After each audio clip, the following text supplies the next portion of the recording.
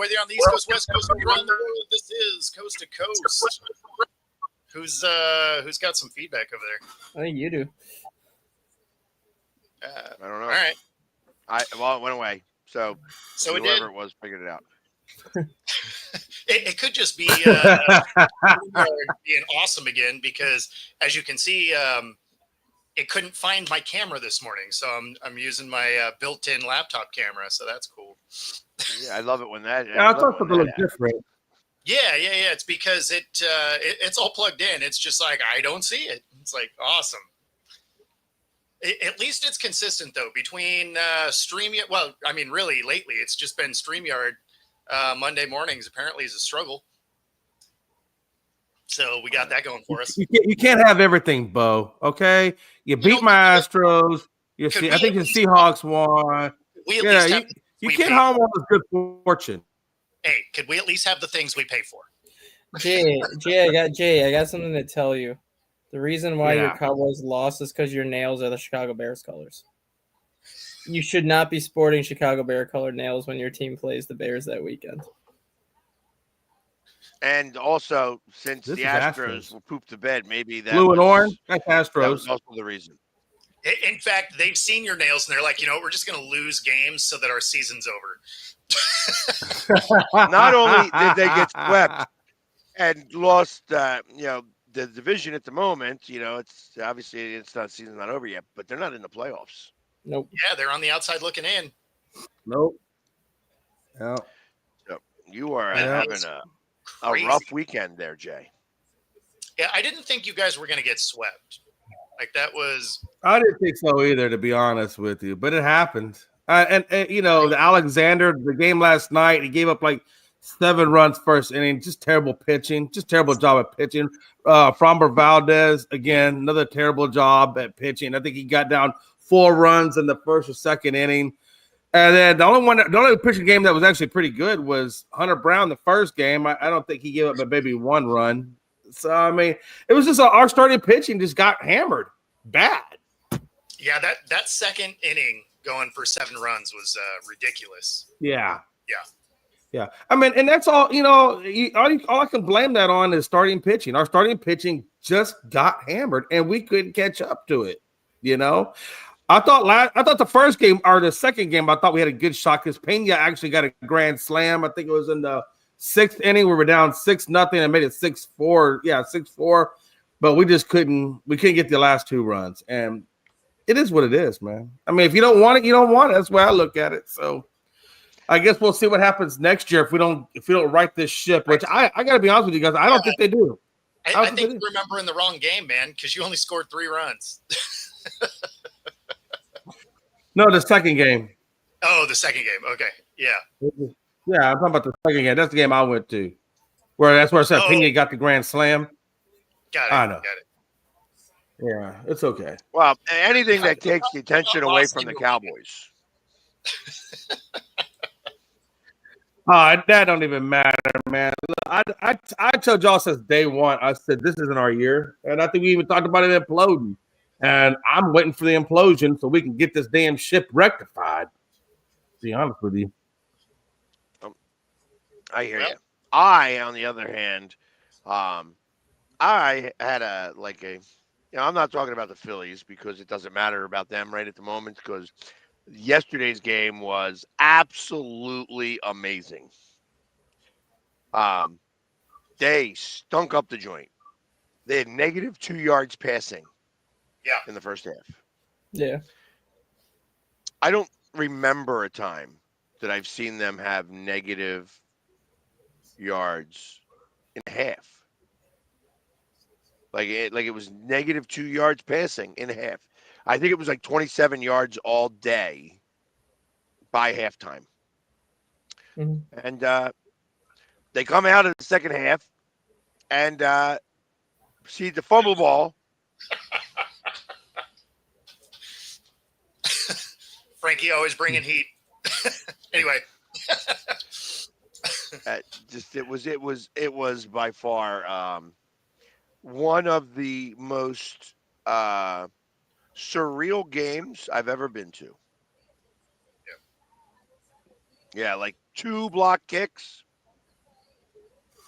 No, it was crazy. Like there, and it was actually really weird because you guys couldn't field a kick to save your life either. But yeah, they were doing something. They were doing the screwball kickoffs. Yeah, no, like it was crazy. Like you straight up just could not catch a ball. It was wild. But around the league in general, there was a lot of just weird special teams issues, like blocked kicks, kicks that weren't being able to be fielded. The Seahawks got a super deep, punt return for a touchdown. Like everybody's special teams just had like just a weird weekend. Well, there's like 3 block kicks in like a 2-minute span between the Packers, Eagles, and the Bucks. Like every game, like the block kick, and then 30 seconds later, block kick, and then 30 seconds later, like block kick. Like it was like I was gonna say there was 5. Frank, you gotta beat me to it. There was 5 blocked field goals yesterday. There's like 3 within like a 2-minute stretch of the noon games that they just kept like showing on like NFL Red Zone, and just on like the Fox games, they'd show the block field goal, then they'd cut to the next game, block field goal, cut to the next game, block field goal. Yeah, no, I had sent a text to a buddy of mine who's a special teams coach. I was like, "Are you watching this?" He's like, "This is insane."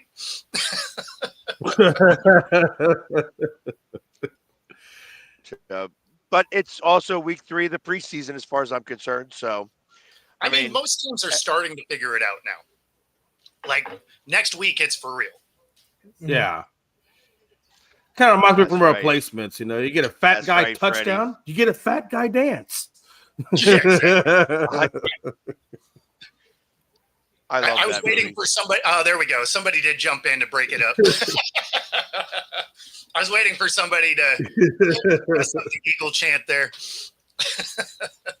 And Spence comes in with it.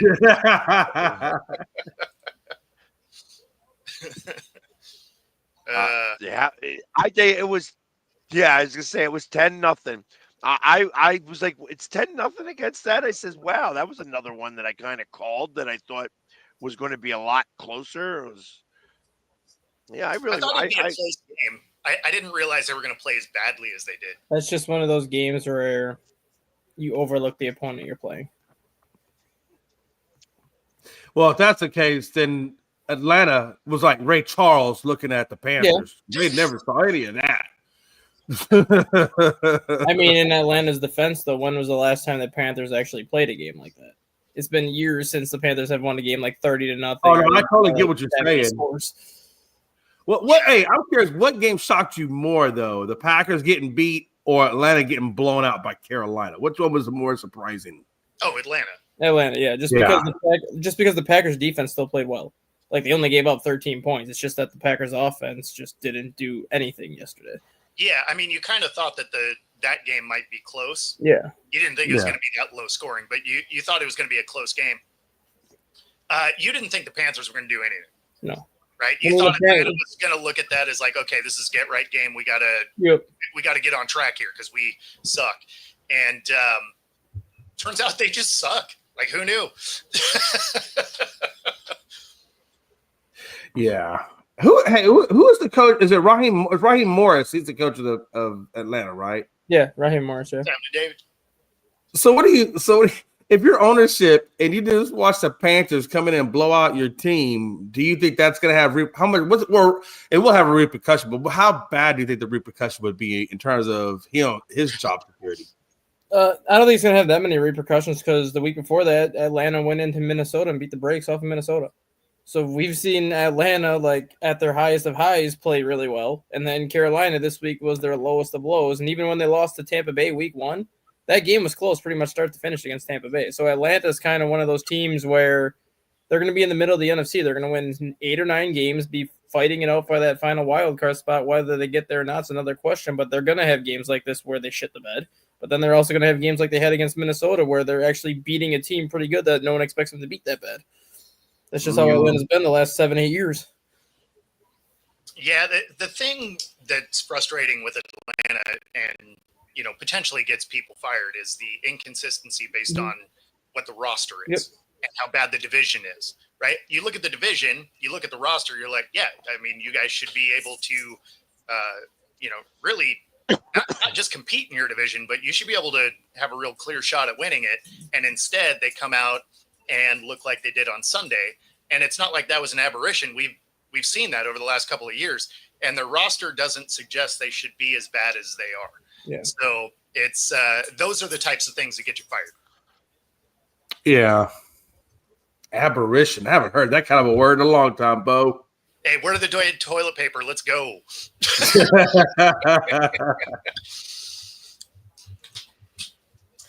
Wow. Getting the real lost. Oh, it's getting the real loss. I don't know. I don't understand the question. I think what he's saying is how long do you there, think Frankie? they'll go before they actually get a real loss? Listen, before they get a real loss. Yeah. Got you. Yeah. It kind of reminds me a little bit of Kansas City, like last year, especially at the beginning of the season. They were pulling wins out. Except with Kansas City, they were doing it, and it seemed like that they were getting like referee help. There wasn't referee help yesterday. I don't think that the NFL cared who won that game. You know what I mean? Yeah. In terms of it wound up being a good game. You know what I mean? All the way around, and they came out. I mean, you think about it in the opposite way. Had they not had that fumble, that was just about in the end zone, and they scored that touchdown right away in the beginning of the second half, that game would have been tied pretty quickly. Yep. So we would actually had the lead. I didn't realize also that the Jets had the lead. Yes. That Tampa Bay wound up walking down the field and kicking a field goal to win the game. Yep. Because that's what, the third time in a row that Tampa Bay's done that. Yeah. Like they won with a field goal. I think the first two third weeks. straight week the Bucs have a one possession win. And of course, that's who we're playing. Yeah. So I'm just going to go with I'm going to go with Frankie is just like had a lot of coffee, right? And it's just mashing keys. That's why the typos are just nonstop over there. No. He really has no education. He can't spell with his shit. I mean, literally, the guy just found out what a consonant and a vowel actually is, and he doesn't understand that the two sometimes can't go together. Yeah, and you can double consonant. He doesn't understand all that. Watching reruns of Wheel of Fortune, I got you.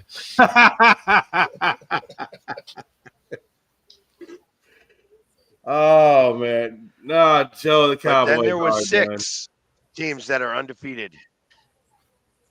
Mm-hmm. Yeah. All right, who's your biggest surprise at 0-3? Obviously, the Texans are probably going to be everybody's answer because you have both New York teams, 6 games, 6 losses between all the New York teams. Yeah, that's not a surprise. Tennessee, Dolphins, and the Saints. I'd say Dolphins for sure. You would have thought they would have got one win. Yeah. Right. I think Houston though, just because they've just looked so anemic. It's like they're not even anywhere close to where they were 2 years ago. But how much do you put on that offensive coordinator too? Because they had this. I don't like this new offensive coordinator. I don't know what the guy's name is, but I don't like the way he calls. Yeah, they fired their offensive coordinator last year. Yeah, wasn't even that bad. I'd much rather have them have Bobby Slowick back than what they have. I think they're fine with Bobby. I honestly don't know why they got rid of him. They should have kept that guy. Yeah, I mean, I don't know. It's definitely the Texans and the Dolphins. Like, obviously, the New York teams are just terrible. You knew the Saints were going to be bad, but also because of who the Dolphins have played. Yeah. Right? Like, you knew they were going to get beat up by the Bills, obviously, but you thought they were going to beat the Patriots, right? Not a great team. Yeah. You thought they were going to beat the Colts. You definitely didn't think they were going to get destroyed by the Colts. So, and what? They've given up. So this lets you know how little defense they play. Against the Colts, they give up. Is everybody else lagging, or is it just me? I think it's just you. Everybody else is real time on my side. But so Colts, they give up. That would make sense if I go ahead and make that statement because I said that about 5 minutes ago. Why don't you log out, log back in? That's what the Eagles did at halftime. Nice. Oh yeah, he's just waiting over there. That is hilarious. Yeah. Well, then I'll be back. Yeah. I'll be right back because I'm lagging as crap. But but yeah, so I mean, so they give up 33 to the Colts. They give up 33 to the Patriots. They give up 31 to the Bills. Right? Mhm. I mean, that defense isn't stopping anything. No, nada. And I think what you just said too. I think the biggest surprise 3-0 team right now has to be the Colts, based on the way Daniel Jones has played through 3 games. Yeah, no, he's played fantastic. I mean, like I said before, the season even started. Like, this is his best situation he's been in. Yeah. Oh yeah. So, but Daniel Jones has had good passing games with the Giants. He really has. He's had. I mean, it's not like he was a bum there. He actually had good passing games. It's just the team was terrible. yeah, your signal is rough, dude. Like you entered this thing with Yeah, a it buffer. is. And I'm gonna go all the way out. Yep. Yeah, but like with Daniel Go Jones, all the way out. That's right, damn. with Daniel Jones I'll and be his back. with Daniel Jones and his situation right now, like I understand that Anthony Richardson was the Colts' first round pick a couple of years ago, but if he gets the Colts to be the division champs, which at this point it looks like that's going to happen because you have Houston 0-3, you have Tennessee 0-3, Jacksonville's 2-1, but I don't think they're actually a good 2-1 team. It's more so that they played an 0-3 Houston team, and I think they played another bad team last week as well. The Colts could theoretically win this division by multiple games. And if they do, if you're the Colts, do you move on from Daniel Jones? Because I sure as hell wouldn't. I'd be bringing Daniel Jones back and be like, no, you got us a division championship. You can stay here for another couple of years. Yeah, one, you wouldn't have to pay him a lot. So I mean, Yeah, you got to imagine as long as this year continues to work out the way it is, they're going to re-sign Daniel. The question is, how much does he get per year? Like, what do they offer him per year? He's getting $16 million this year is what he's getting. Yeah. So you're probably getting him at what, 3 years, 75? $25 million per. Yeah, I mean, if he goes and gets a division title and potentially, say he gets a win in the playoffs, he probably gets Darnold Baker style money. I think I was thinking 4 years, $40 million if he wins the division. That's what I was thinking. Around $160 million total, probably about close to $100 million guaranteed. Nah, you'll give him something similar to Baker and Darnold, because again, you're going to have 1 year, right? Otherwise, he's been kind of not great, and his 1 year that was good in New York was a lot of mostly because of Saquon. So he'd probably get that $30 million a year thing. I keep forgetting that this StreamYard crap is using the wrong camera, so I keep looking at the wrong camera. It's like, where's he looking? He's looking. Yeah. I'm just like, doo-doo-doo. Yeah, no, it's because my actual camera's over there, but StreamYard is awesome. So at least we're spending a lot on it. That's nice.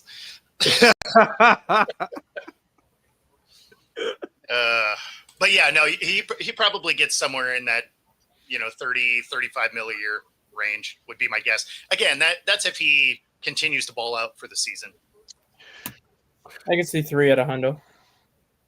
Yeah, that's what I'm saying. Yeah, 3 at $100 would be a nice round figure. Give him like 2 years guaranteed, and then that third year can be like a void year if the 2 years don't go well. Yeah, I mean that's exactly what Darnold and the Baker did. So that's right. Still glitching. Yeah, you had the 8-bit squares there for a second, so that was pretty cool. I think I don't know if we're talking about Mac Jones. Well, like what Frankie said right there with Mac Jones, I'm kind of in the same boat with Carson Wentz in Minnesota too.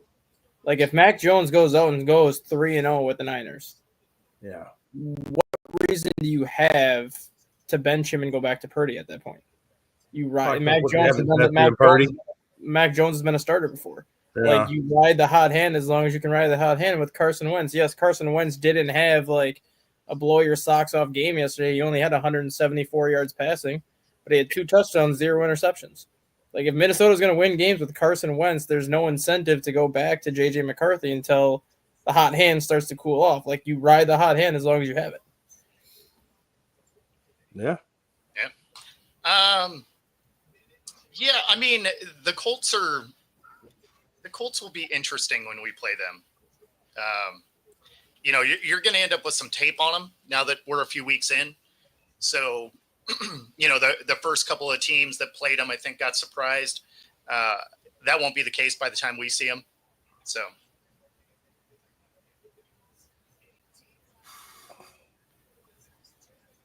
yeah, well, and that's exactly right. Because you paid him, you're going to get him back out there. Similar to, the Cooper Rush and Dak Prescott thing, right? Is, Cooper Rush was balling, but you're paying Dak $50+ million a year, at the time. And so right.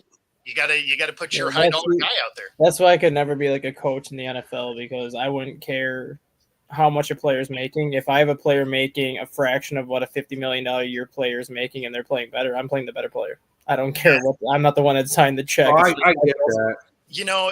That sounds nice, except these are super ego driven. It's not like you can slap them on the wrist because they're kids. It's all of a sudden they're a cancer in your locker room. No, that's what I'm saying. That's why I could never coach in the league, because like I would want to put like my best players on the field regardless how much they're making. But I know like the backlash that would come from it, because I got a quarterback making $50 million sitting on the bench just because the backup is playing well. It's like, dude, you sucked. Like, the backup's playing well right now. Just take it like a man and wait until he cools off. Yeah, but it's not like, see, I guess that's the difference, is it's not like Purdy sucked. He got hurt. No.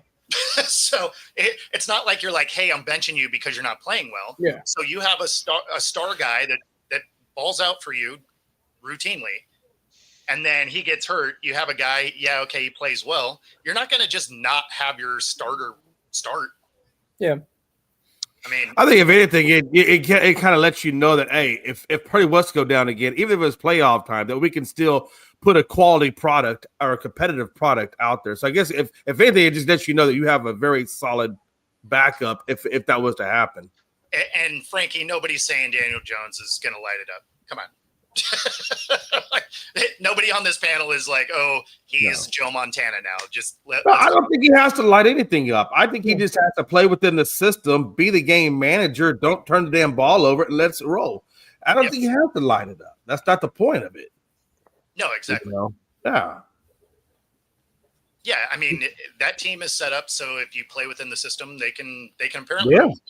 Now, they haven't played any great teams yet, so we'll see what happens when they do. But I do like this Tyler Warren kid, that tight end that they drafted. Tyler Warren is really playing nice. Him and Kraft, the other tight end for Green Bay, man. Both of those kids are just balling. Mm-hmm. I mean, damn. Yeah, that's what we started out with. That's actually what spurred this conversation.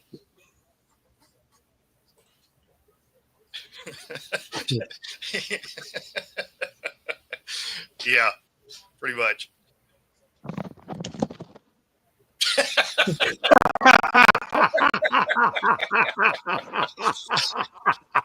Now that was the same look that old boy for Atlanta was giving the other head coach. Right. How with this? I'm out of here. I don't know what happened to CD Lamb, but I think CD is done. I didn't see what happened to him, but he got real time over here. He got hurt in the first. He must have got hurt in the first quarter because he ended up with 0 catches for 0 yards. Yeah, no, they said he left early. I just didn't see the game because I was driving back, and my friend was telling me that he thought CD had gotten hurt. I'm glad to be back on the show now. Hey, welcome in. Welcome in. Jesus Christ! Hey, this has been a fight. Like I'm so sore. I mean, I know we're all talking sports and everything. Was somebody just talking there? Am I still glitching? It's funny because now Jay's glitching out. No, I'm not glitching out. I was just saying it. No, you actually are is the best part. Oh, was I glitching? Damn it. It's infectious.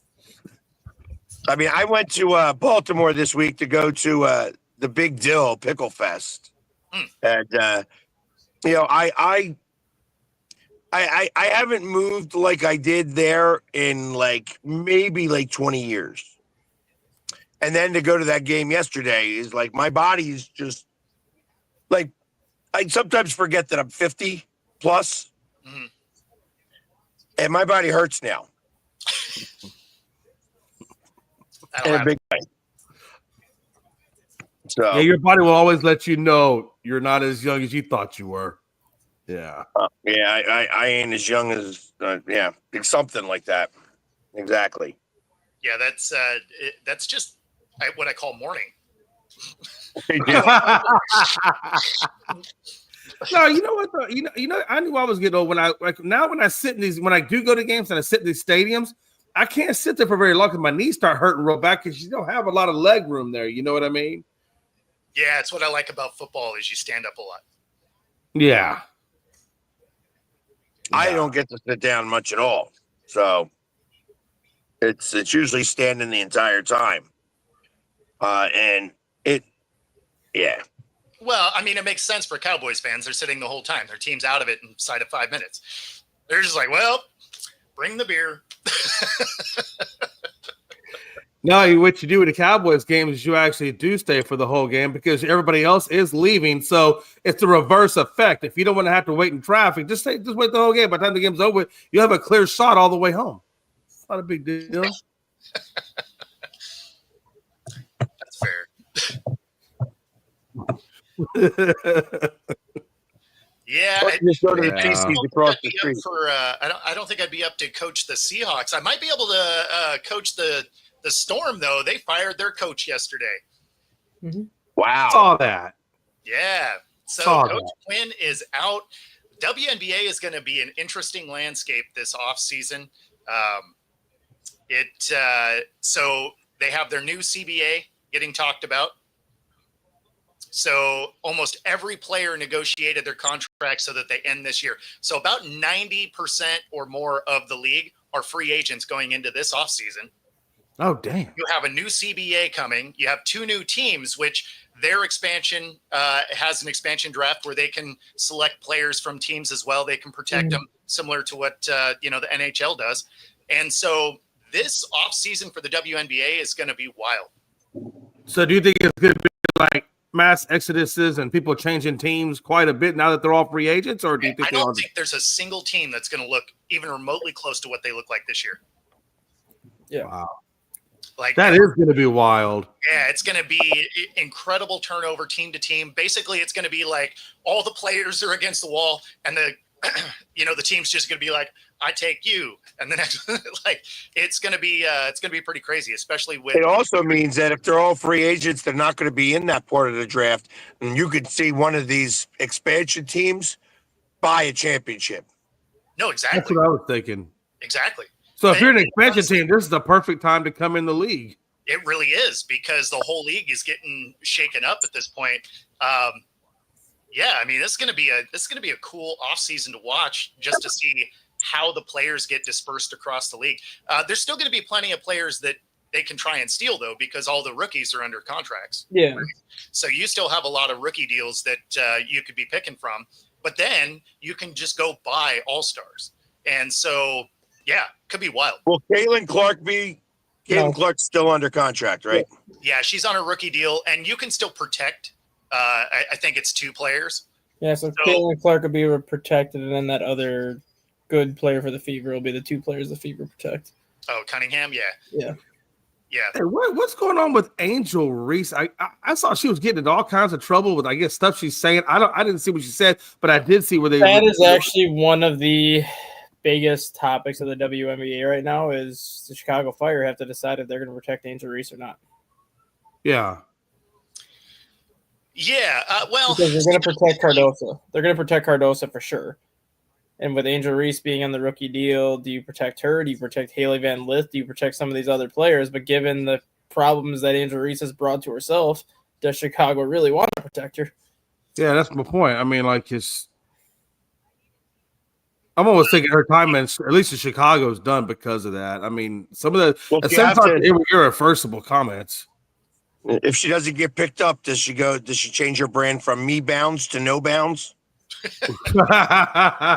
just go play overseas somewhere and call it Foreign Bounds. Well, I mean, most of the players are still playing overseas because they're still on the old contract, so they're not making any money anyway. I don't particularly want Angel Reese, although she could be good if she had shooters around her. The fact that they keep trying to make her a shooter is why they suck so much. But if she just took a Dennis Rodman role on, I think she'd be great. Fantastic. Yeah, no, she'd be fantastic if she would do that. And they kind of did make her start doing a little more of that towards the end. And so then her shooting percentage went up because she wasn't basically playing point guard where she was bringing it up the floor. So as soon as she got to play more of what her role is, she was a way better basketball player. Who knew? Right. Meaning like playing power forward, which is where she should play. Exactly. Yeah. I mean, her eyelashes could block shots. Hey, whatever gets them blocked. And I mean, as bad as we were at rebounding, that would be the one thing that would be intriguing for the Storm is, we would have needed that help. That being said, we're probably not going to have 90% of our team back. So who knows what we're going to look like? Because again, everybody is free agent. So, well, and that's the other part of this is that's probably why they fired the coach right away, so that they could bring in a coach who is going to have a specific plan on this. Because ultimately, you guys are I'm sure, going to protect the two players that you want to.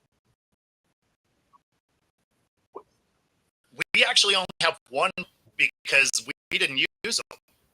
They signed a 2-year deal, and if you're watching, definitely check it out because her exit interview was something else.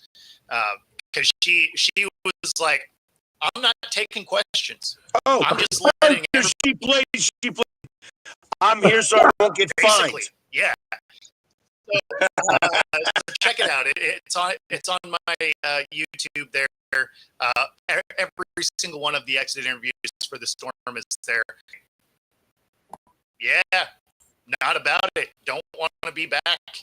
Like, come get me is really the thing. But she's under contract for 1 more year. I can't imagine they protect her. Right? I can't either.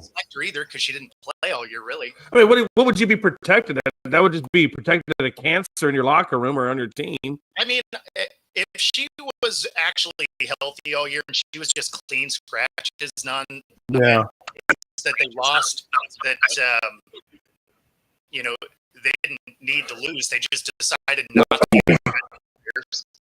Yeah. So. But yeah. So yeah, no, it was interesting. Yeah. Joe, like I don't know. Today's show's just it's not one that we win any awards. Speaking of winning awards, I was a great win. So something crazy happened this weekend as I'm driving back from Baltimore back to Philly to because actually it's like I was at the Pickle Fest in Baltimore. Coming back, it's a buddy of mine's birthday, and I'm like painted up, but I look like a sweaty mess at this point because I was dancing around doing whatever. And make a long story short, somebody from the Eagles texts me and he's like, "Hey, wait, Cheats, are you at the Mid-Atlantic Emmys tonight? You're nominated for an award." And I'm like, "No, I'm not at the Mid-Atlantic Emmys. Nominated." Yeah, exactly. Nominated. What do you mean? Like, are you sure you don't mean the Philly Captain? Because the Philly Captain got nominated and won an Emmy for The Turnaround, which is on Netflix. Oh, okay. So anyways, no, he sends me a text message with the sheets, and it says, "Okay, it's Saquon Barkley and a piece on Saquon Barkley.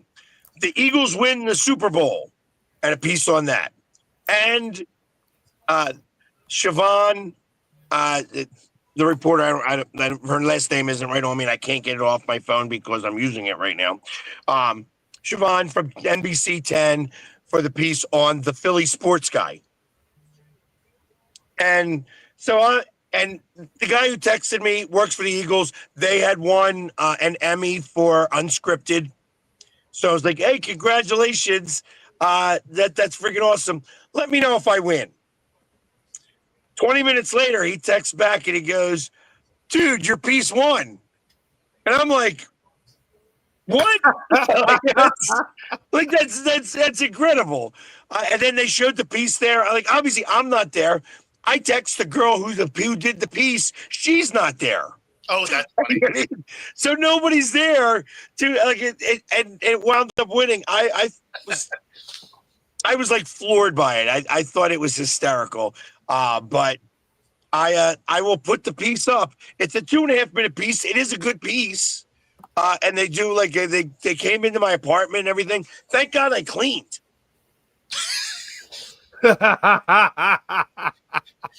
All on camera, you see some crusty bowls and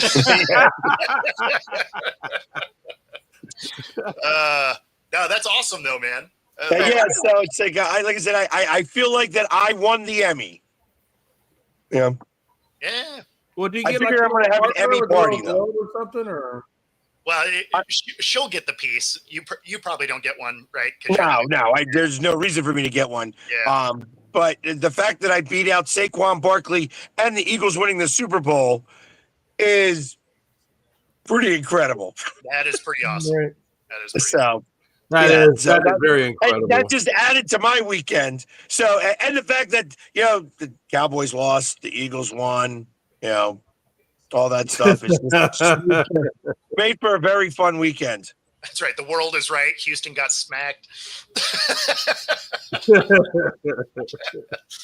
Well, I appreciate it. So does my counselor, because she's going to get a lot of therapy sessions from me. Yes.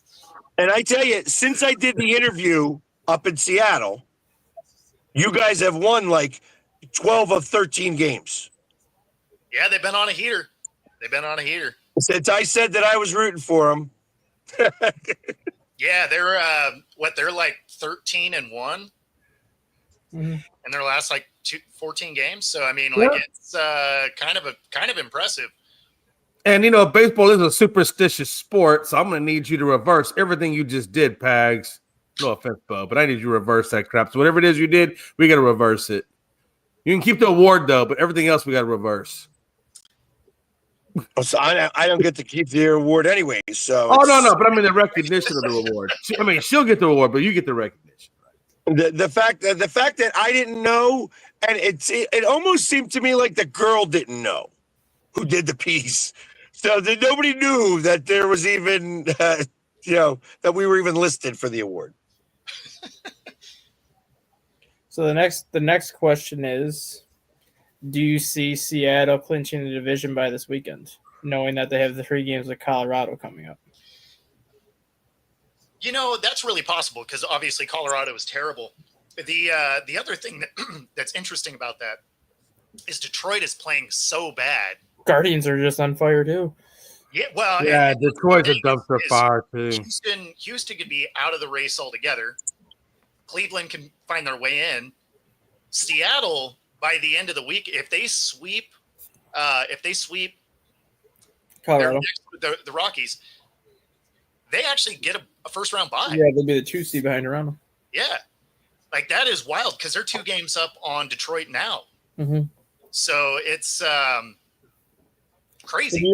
And you don't even have to sweep Colorado. You could take 2 or 3, and that forces Detroit to not only sweep their this upcoming series to make up 1 game, but if you took 2 or 3, Detroit essentially has to go 5-1 their last 6 to try to make up the 2 games that they're behind right now. Well, yeah, and they're like 1-9 in the last 10, right? So I mean, they're playing awful baseball. But I don't know. But would you really want that bye though? Because right now you're right on a crazy momentum wave. I don't know if I'd want to stop that momentum. I'd rather just keep the momentum going rather than having to break and then try to recapture the momentum. Yeah, I mean, obviously it can go either way, but the fewer series you have to win, the easier the path is, right? That's like getting a first round bye in football. I understand. Yeah, trust me, I get. Yeah, and I go either way with that now. Obviously, I watched how the Phillies went to the World Series by just getting hot at the right time and going through. Yeah. I remember last year getting the bye and losing to the Mets. So I can kind of go either way on this. Truth of the matter is that I want the days off. Yep. I think you gotta keep the mindset that you want the days off. Yeah. I mean, obviously, you want to try and finish the season on a heater. I mean, especially because in that case, if they just keep winning games, I mean, they're going to lock up the second spot, right? At this point, they would have to really start to fall apart for Detroit to get that back because, well, Detroit's playing terrible baseball. Right. And if you think about it, when you guys won in 22, you guys had the bye. When the Dodgers last year had the bye, Texas had the bye. Texas didn't have the bye. They had to win. Actually, they had the wild card. We had the bye. Yeah. And that was the year I would have rather been the away team versus the home team because during that series, all the wins were away and none of them were at home. And I felt like if Houston would have been the wild card that year, we probably could have won that year because of the fact that we were winning away instead of at home. And the Rangers were doing the same damn thing. I will say that if because Raleigh's up to 58 home runs now, right? Yeah. So if he gets to 60, which I think he's going to get to 60 this week, I think the MVP is his. I mean, 60 home runs for a switch hitting catcher is kind of hard to make an argument against him getting the MVP. Well, especially when you think of how well he plays behind the plate, right? He's even in his off years, he's an above average catcher, right? So I mean, you have his defense, and then especially like you said, getting to 60 home runs would be huge. Obviously Judge is having a great year, but this is the kind of year you expect from Judge, like every year. Like you expect Judge to do what he does. But you can't hold that against somebody. No, you can't. But when you have a guy that came out of nowhere to have 60 home runs, and he's going up against a guy that's typically doing what he does every single year, that guy that has the 60 home runs deserves the MVP. But the problem I have with that though is if that's the only stat that you can beat Judge on, is that really enough? Yes, because that's why Judge has him on damn near every other category. That's why he does offensively. He does not on defense. No, I'm not. Yeah, and I get that. And we're talking most valuable player, not who's hitting the best average. And that's well, it's not his best average. I mean, his OBS. Yeah, I got you. I understand what you're saying about the overall package. Yeah, I get that. Yeah, and that's the argument that people are gonna have to make with Schwarber and Shohei this year because Shohei's doing exactly what Shohei does every single year, gets the 50 home runs, steals 30, 40 bases, does what he does. But now you have a guy in Schwarber who leads Major League Baseball in RBIs, and Schwarber's having the best year of his career this year. He is more valuable on that side. And Rob, no, it doesn't have to do with the torpedo bat. He hasn't consistently used it, so he throws it in the mix, but he also uses a normal bat, and he's been yanking him out either way. Yeah. So whatever he has done different in training has more to do with it than a different bat. Yeah, dude, this dude. How old is he? Cal? 28. I don't know offhand. I think he's 28 or 29. There's a transition that your body goes through, like right around 28 years of age, where all of a sudden the muscle mass really starts to, I guess, fill out your body and stuff like that. So I got to imagine that he turns 29 in November, so he's 28 right now. Yeah. So that kind of tells me that, like, especially as a catcher, he's probably got doing two specific things: the forearms and his calves are the two. And that's really like if you get your hips in motion like that, I mean that's going to really, you're going to start yanking him out. Like he was never He was never like, what, 28 home runs? He's about a 25, 30 homer guy consistently, but not like what he's doing now. Not 60. Like, No. he doubled his average, Yeah. you know? Right. Same thing with like before Matt Olson had that year where Matt Olson had the 54 home runs with the Braves that year, his first year in Atlanta. Matt Olson was always a guy that was around 28 to 32. Like, you knew what you were going to get, but then all of a sudden he goes to Atlanta and gets 54 that first year. And that was his age 29 season. And they always say, like, in Major League Baseball, your prime as a Major League Baseball player is typically your age 27, age 28 season going to your age 32 season. So Cal Raleigh's pretty much right on that front end of your 4 or 5 year prime window. When Matt Olson got to Atlanta that year, he was in year 2 of his front end prime window. Now Matt Olson's kind of on that back end of that 4-year prime window. Right. Exactly. So, and I think that's, it's just interesting how that works like that with the body. Because ultimately I didn't expect him to be 60 home run guy. And how much do you think it's going to take to keep Schwarber? I don't think Schwarber's going to be back in Philly, honestly. Because I don't think so either, but Middleton said something very funny. What I heard this morning from Chris Russo was you might see a Kyle for Kyle swap this offseason. Oh, Kyle Tucker. Kyle Schwarber goes back to the Cubs. Kyle Tucker goes to the Phillies. Why, they both free agents? Both free agents. Tucker's on a 1-year deal with the Cubs. He'll hit his free agent season at age 28, so he'll be looking at 7 to 10 years in free agency, which the Phillies will give him a 7 to 10 year deal. The Cubs won't. Kyle Schwarber's 32, going on 33. He'll probably want more of that 4 or 5 year deal, which the Cubs would do a 4 or 5 year deal as opposed to a 10-year deal. Both left-handed hitters, both, when healthy, Kyle Tucker, is going to give you 30-plus home runs, 100-plus RBIs when he's healthy. You know what you're going to get out of Kyle Schwarber. You're essentially getting less home runs from Kyle Tucker, but the same amount of RBIs and a higher batting average if you get Kyle Tucker over Kyle Schwarber. So I tell you, here's what I think is a little different. I wouldn't be surprised now that you mentioned that Kyle Tucker's available. Where does he play? What's the position? Right field. All right, yeah, because I think he's outfield.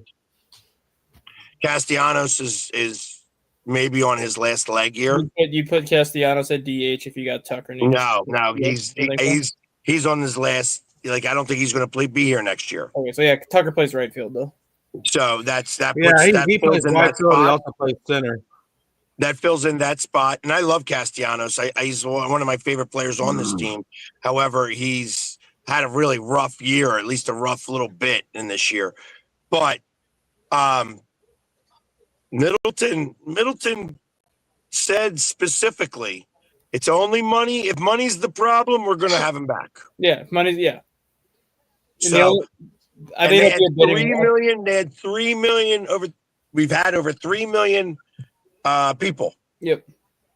So that's at an average ticket price of $30. Yeah. It's $900 million that they have to spend on the team. Yep. In theory.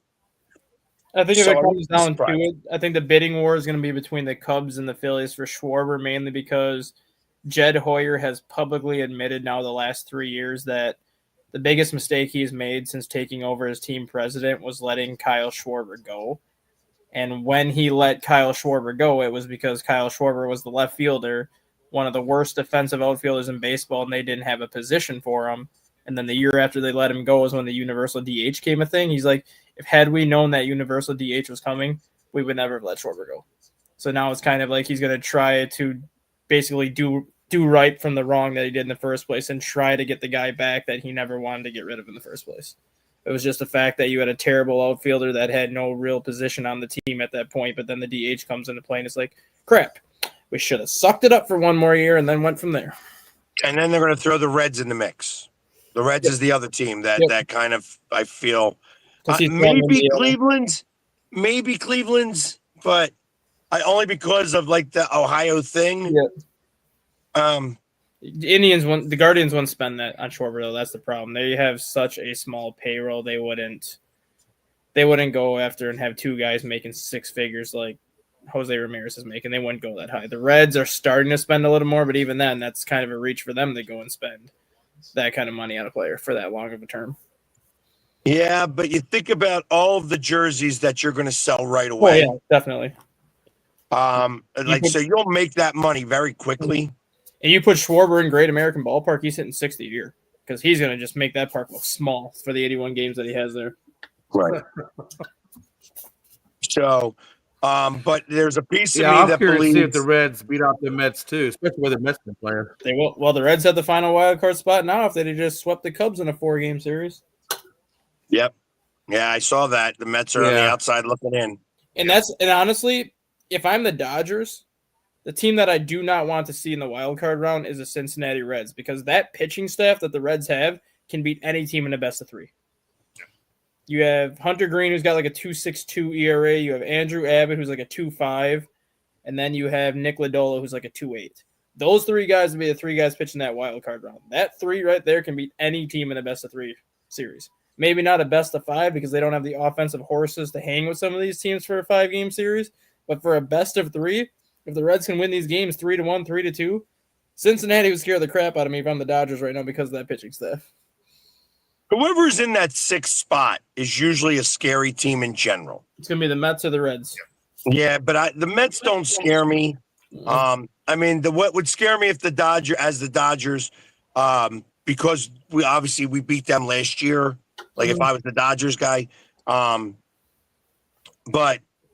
I still think I think that the Reds. I also think that Arizona has a shot. Arizona's tied with, I think, 1 game out too. Yeah. Yeah, and they're 7-3 in their last 10. I mean, and that's a team that the Dodgers here at the end. And that's a team that knows the Dodgers well because of playing them 13 times a year. So if you're the Dodgers, you're like, give me anybody but Arizona or Cincinnati right now. Exactly. No, well, and they're about to play each other now. Yeah. The Dodgers and Arizona. Yeah. So that was. I know that they trounced us last night. However, the Phillies. I was watching in the 8th inning, and the Phillies did make a little bit of a run on that. They have to learn how to pass the bat a little bit better, but it was like all of a sudden I was like, "Ooh, this gets to Schwarber. This could become really interesting." Mm-hmm. Yeah. But it didn't, obviously, and they wound up winning. They wound up crushing us. That being said, it's going to be an interesting series now between the Dodgers and the Diamondbacks. And like I said, I think that our magic number to clinch the bye was at 3. So I think it's still 3. Yeah, and with the Cubs too right now, the Cubs came into the weekend with a 5-game lead over the top wild card spot. But they were facing a Reds team whose season was on the line this week, and the Reds ended up sweeping the Cubs. So now the Cubs lead went from 5 to 3. The Padres go to Milwaukee today, so that's not going to be an easy series for them. But now the Cubs have a 3-game series with the Mets, who are in the same exact position that the Reds were in last week, where they're playing for their playoff life right now. If the Mets sweep the Cubs in this 3-game series, it could be a 1-game lead, maybe a 2-game lead heading into that final weekend for the Padres and Cubs separated by that top wild card when I was looking heading into Friday that the Cubs could clinch it by the end of the weekend. Like, I don't want to back into the playoffs by any means, but it's just like we're catching 2 teams at the worst time because you're getting 2 separate series where basically their season is on the line. And when your season's on the line, you're basically managing like it's a playoff game. Like everybody's available. You're pulling out all the stops to try to win these games. But the Cubs are clinched in the playoffs already, right? They clinched, but they don't have the top wild card spot. Like that top wild card spot for them is so crucial just because of the home field advantage with the weather conditions. Like they need that top wild card spot if they have a chance to beat the Padres. Because if they go to San Diego, I think the Padres sweep them. But if San Diego comes to Wrigley, I think the Cubs win that series just because of the weather conditions. Colder. The wind's coming off the lake. As a pitcher, you can make as many mistakes as you want to make in that game, and those fly balls are going to get knocked down into routine fly ball outs when the wind is blowing in. You go to San Diego and make those same mistakes, that ball is 450 feet in the seats. Like, that's why, because the Cubs pitchers don't throw hard. They throw like 92, 93. Like, they don't have any hard throwers that can overpower you. They pitch to contact because they have a good defense. So if the wind is blowing in, you're less worried about your location. It's more so, hit the ball. Hit the ball as hard as you want to hit it. The wind's blowing in at 20. You're really going to have to smoke it to get it out of the ballpark. Yeah, Scott, I think with Detroit, this is a good time that the Guardians are playing to Detroit, and I hope Detroit can resurrect themselves because that would be really nice to see Detroit. If they could just win the series against Cleveland, that would certainly make it easier for the Astros, even though the Astros still have to handle business because we got the Angels and the A's, and they can make it hard if they don't play good ball. I mean, it's funny because the Angels actually play you guys tough. Yeah. Even when they're bad. Yeah, they do. They do. Here's the other question if you're a Tigers fan. Let's just say the Tigers end up losing this division. Do you fire AJ Hinch? No, I guess it would depend on what it is they do once they get to the playoffs. You know, if you're a first round exit because you backed into the playoffs, then maybe. But if you go and you win a couple of series or something, you know, probably not. You know, just because baseball is so streaky, right? It's not like watching a team go 1-9 during the season doesn't happen to almost every team every year, right? Mm-hmm. Like there's a section of a season where people, you know, they fall off or whatever. It's just unfortunate for them. They're doing it leading into the playoffs. Now, if you carry that into the playoffs, obviously then you start having conversations about, you know, should you be here or whatever, because you let down when the time, you know, when you needed to rise up to it. But to fire somebody just because you had, you know, a rough stretch, I mean, that's every baseball team because you got 162 games. Like, eventually you're going to go on a cold streak. Yeah, exactly. Well, so sucks when you're going on a cold streak right before the playoffs. Exactly. Well, and that can get you fired if you get into the playoffs. And I don't think you get fired. I mean, that's the first time. The Tigers haven't been to the playoffs in a hot minute, and the fact that he got them back in the playoffs. They were there last year. I think there's a little latitude. Not really, because the Cubs did it with Joe Madden. Joe Madden got that team into the playoffs 4 years in a row, but then the next season the Cubs missed the playoffs and Joe Madden got fired. Once you get to a certain level, you're expected to stay at that level where if something happens and you go into the crapper like the final month of the season, that success you had the previous 4 years doesn't matter anymore. It's like, oh, well, you failed to make the playoffs and you lost a 7-game lead in the division in September. Your time here is over. Bye-bye. Yeah, well, I mean, and that's true in every league. Yeah. Like, prime example, we just fired our coach for the Storm. You can bet if they would have got by the Aces in the first round, Quinn probably is still the coach. Mm-hmm. Maybe. I wouldn't be mad if the Astros fired Espada, even though I know it's his first year or maybe his second year. But still, I mean, the fact that we have not played Astros type of baseball at all across the board, pitching all the way down even into hitting. You know, I wonder if I feel like Espada's job should be on the hot seat. He's going to be saved for one reason, and I hate using it as an excuse, but it's a valid reason for Houston this year. You'll say injuries, right? Yeah, Espada's going to be saved because of the injuries to Yordan Alvarez, to the injuries to your pitching staff, and like all the injuries that Houston went through this year. He's going to be saved because of that. Now, if all these players come back healthy next year and Houston kind of does the same thing, then you can start looking at that. Espada is not the answer, but it's hard to fire somebody when your entire pitching staff at one point was hurt. Like I think in June or July, they had 0 of their 5 opening day starters in that rotation. Like their entire rotation was gone for like a 3-week stretch. Yordan Alvarez has only played like 40 games this year. Like it's hard to get consistent rhythm when most of your counted on players are on the IL. Yeah, and I really wonder if Valdez even comes back next year or if they let him go because of the craziness that he's gone through this year. Yeah. And he's been on. I mean, there's been some stuff in the room where Valdez could be on the market next year. So I wouldn't be surprised if Valdez is gone. I think he'll be traded this offseason because if you trade him in the offseason, you can get more for him, as opposed to if you bring him back and he struggles out the gate, then his trade value is going to go down. Yeah, I agree.